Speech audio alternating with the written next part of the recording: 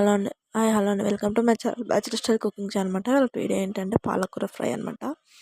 హెల్త్కి కానీ పిల్లలకు కానీ అసలు టేస్ట్ మాత్రం ఎంత కూడా తగ్గదు. ఓన్లీ ఆనియన్స్ పాలకూర ఉంటే చాలు, చాలా అంటే చాలా బాగుంటుంది టేస్ట్.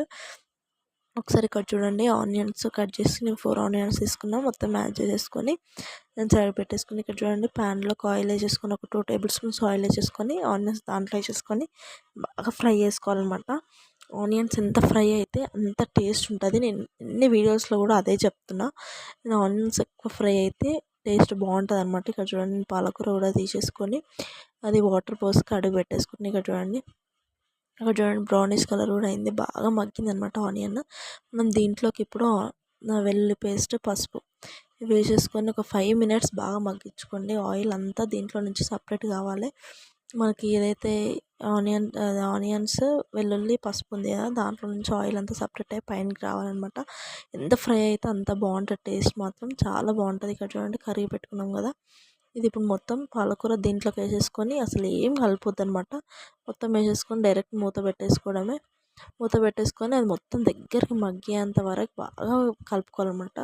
ఇది ఇంకా ఏమంటారు, ఇంకా 50% మగ్గాలి, మొత్తం మగ్గిపోవాలన్నమాట. అసలు ఇంత వాటర్ కూడా ఉండొద్దు.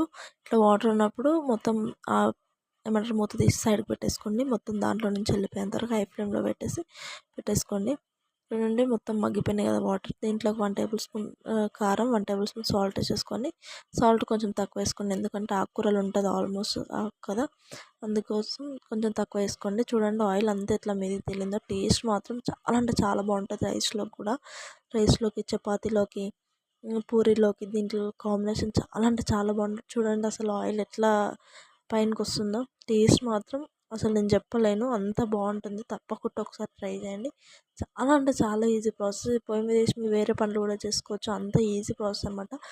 రాని వాళ్ళైనా ఈజీగా చేసుకోవచ్చు. చూడండి మొత్తం దగ్గరకు అవుతుంది, అది ఎంత వేసినా కానీ టేస్ట్ మాత్రం చాలా బాగుంటుంది. ఒక్కసారి ట్రై చేసి నాకు కామెంట్ చేయండి.